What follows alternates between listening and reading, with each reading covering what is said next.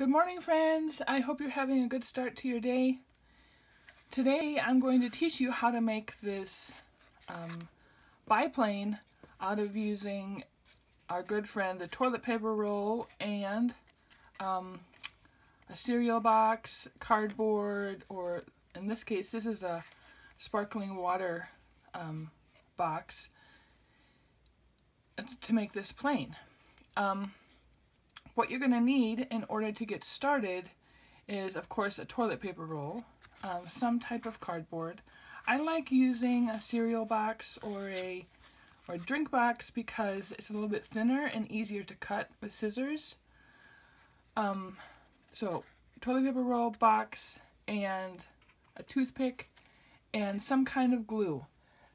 Now I'm using hot glue. You could probably also use liquid glue.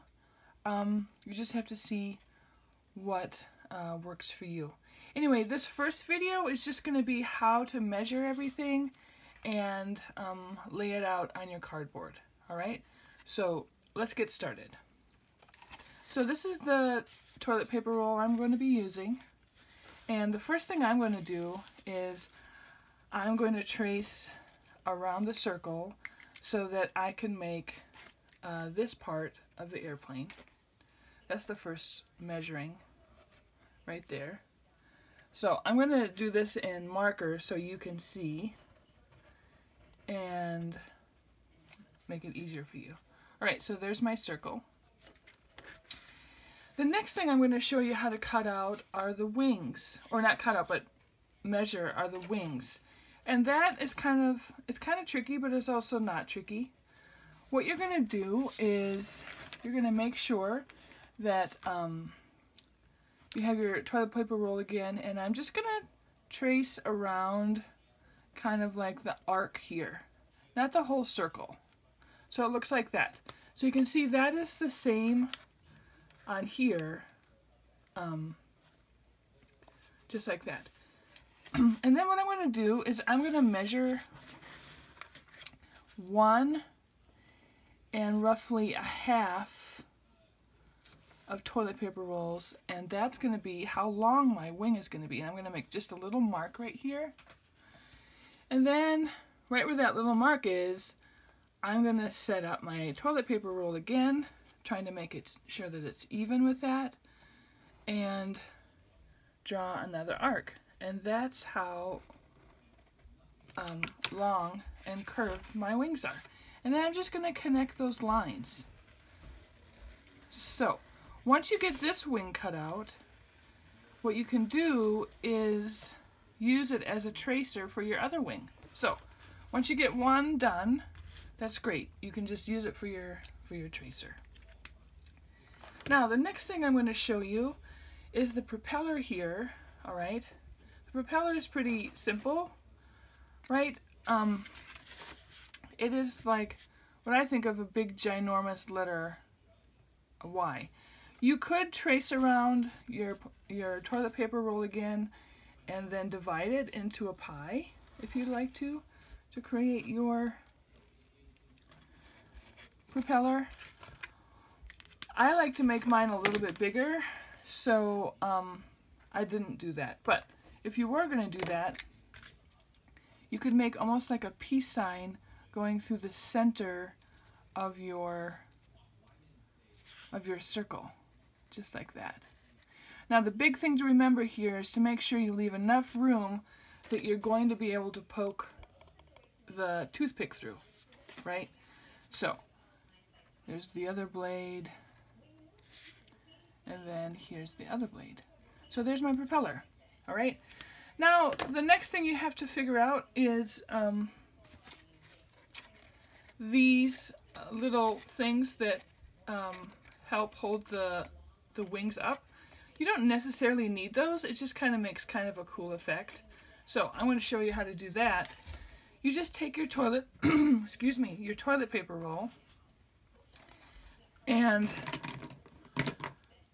I'm going to cut.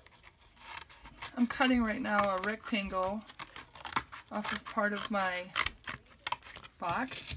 It looks kind of like this. All right, and I'm going to trim the top and bottom off. just like that. So there's that. And I'm going to cut it in half because it doesn't need to be this thick. Just like that. And what I'm going to do is kind of measure here the thickness of my toilet paper roll. And I'm just going to kind of mark that like this. Have it fold here. And I'm going to have it fold here, like that.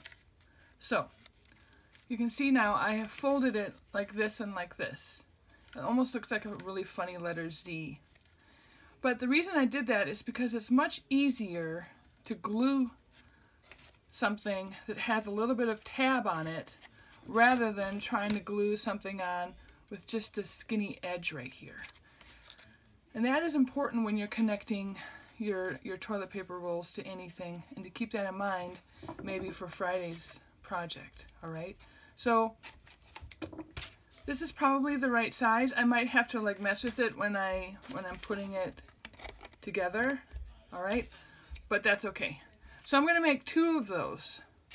So once again, I can use this one after I've made one and kind of unfold it and see where I've made that bend and then where I've made this bend.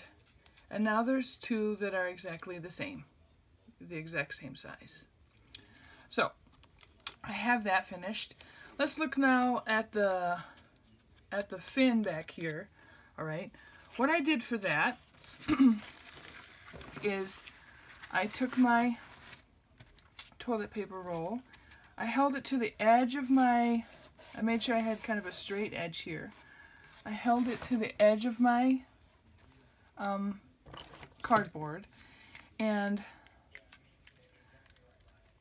I made my mark of where this is going to end and where it's going to curve up. So that's what that looks like. Alright, and then I moved over. If you look at how wide my fin is, okay, you can kind of eye it yourself, but I went about 1, 2, almost 3 toilet paper rolls over, and then made my curve again so that it looks like that. So there's my fin, and I'm just going to connect those 2. Like I said, when you do it with pencil, it's much easier to, you know, erase and so forth. So that's my fin. The other thing you need to do is create this little doodad here, alright? So what I did for that is I just cut a rectangle. Well, this is actually more a square, but here's my rectangle, alright? And to make it a little bit more interesting and more kind of airplane-like, I just drew a line that just comes kind of like this.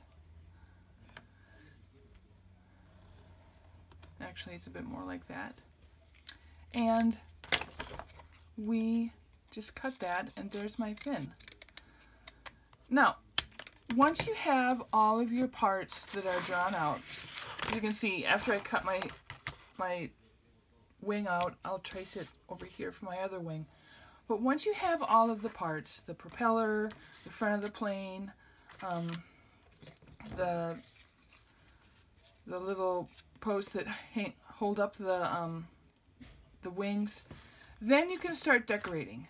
I highly recommend to decorate before you start assembling.